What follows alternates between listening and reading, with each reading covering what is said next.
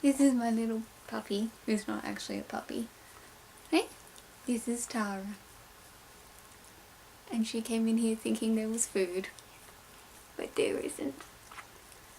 Hey guys, it's Ellie. Welcome back to my channel. Today I am doing my Bookentine TBR. So in case you don't know, Bookentine is a read-a-thon that I am co-hosting with my friend Michelle of Lovely Girl Reads. It's running from the 14th of February until the 21st, and the goal is to read as many contemporary books in the week as possible. So I've already made an announcement video for this, so I will link that down below. But there are a couple of things I want to mention before I get into the books that wasn't in the announcement video. So firstly, we now have a hashtag for Twitter and Instagram, which is hashtag Bookentine. Michelle and I will be checking that hashtag throughout the read-a-thon and in the weeks leading up to it. So if you don't make booktube videos and you'd prefer just to, I don't know, put a picture on Instagram, we will be looking at that. So yeah. We also have a Goodreads group, which I will of course link below.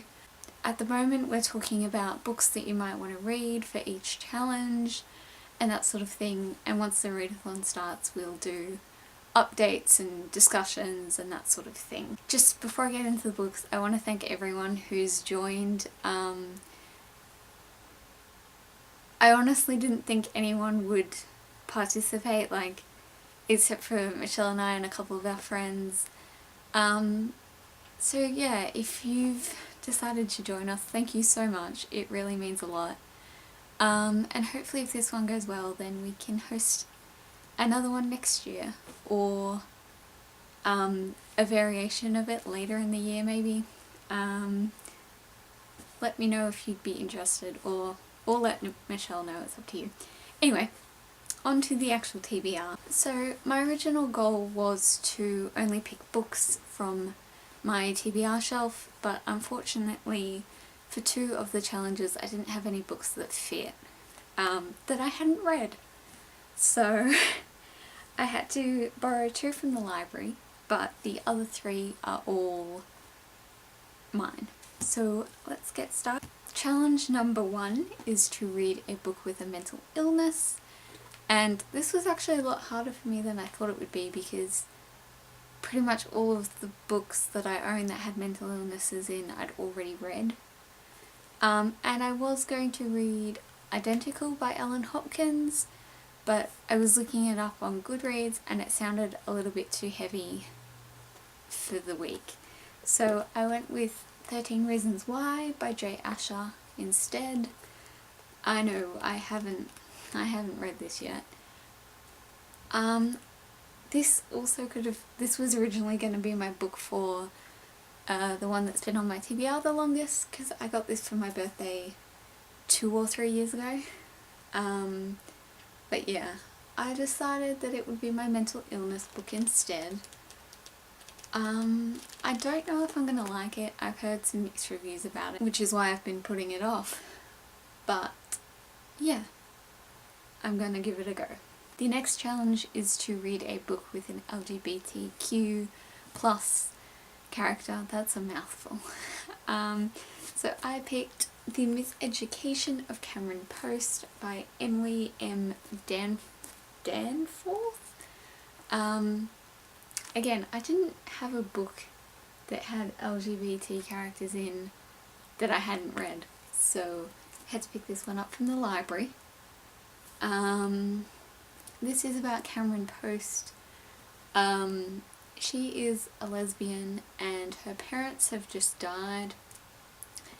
So she's moved to a new town to live with her grandmother, and I believe she gets sent to a camp to fix her. So this should be interesting, and it's kind of a big book and it's got quite small writing, but I've heard really good things about this one, so it should be good. The next one is to read a book set in your home country, and you've probably guessed from my accent that I'm from Australia. So I picked The Convent by Maureen McCarthy.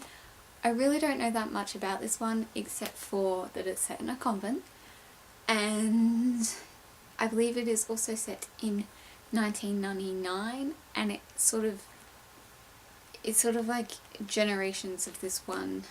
I think it's one family, or maybe it's just generations of girls in the convent. That's all I really know. But yeah, it sounds good. The next one was to read a debut. It didn't have to be a 2015 debut, it just had to be an author's debut. So I picked Catching Jordan by Miranda Kennelly. I've wanted to read this one for ages, probably since I joined Goodreads, so maybe about 3 or 4 years. And I finally got it out at the library, and I'm really excited for it. I really want to read the companion novels in this. I believe it is called the 100 Oaks series. Yeah, this one, as you can tell, is about American football. I have no knowledge of American football whatsoever, except for what I've seen in like TV. So, and finally, the last challenge is a book that's been on your TBR the longest, and I think it's this one. I think I've had this since I was about 8. I've already started this apparently. This is 3 Wishes by Isabel Merlin. I've dog-eared a page, which can tell you how long ago it was. At page 72. I don't remember starting this book. Anyway, this is about a girl named Rose who starts a blog for English class, and then she finds out that she has a French grandfather and she goes to visit him. It doesn't say whether it's in Paris, but I assume it's in Paris. When I was younger, I was obsessed with the idea of Paris, and now I've sort of moved on to London, but yeah, this looks cute. Those are the 5 I've picked. I don't think I will get through those 5, or I hope I'll get through them, but I don't think I'll have time to read anything else. If I do by some chance, I would really like to read Maybe Someday by Colleen Hoover, which is back here, which is why I'm pointing back here, because I bought it a couple of months ago and I really want to read it, but I just haven't had time yet. So if I do both on Miracle finish these 5 and still have time, that'll be the one I pick. Yeah, thank you guys for watching this video. Again, if you're joining Bookentine, thank you so much. It really means a lot, and hopefully Michelle and I can organise something fun as a way to say thank you after this is over. Thank you all so much, and I will see you guys next week, probably. See ya.